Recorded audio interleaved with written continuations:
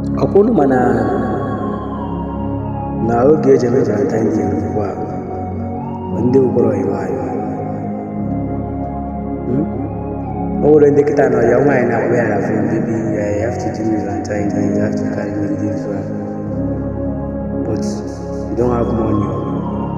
Is it because of your girlfriend you na-abụ mbọ you na-apịa hustle before that videos na you probably take it out from the gear.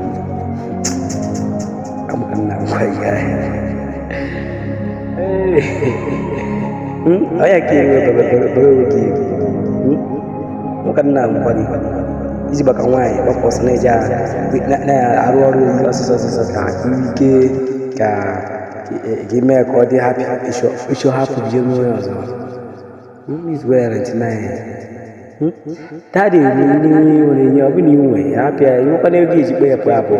Why not putting a apple? Who's so can up my happy? So try a put money for us because Cody.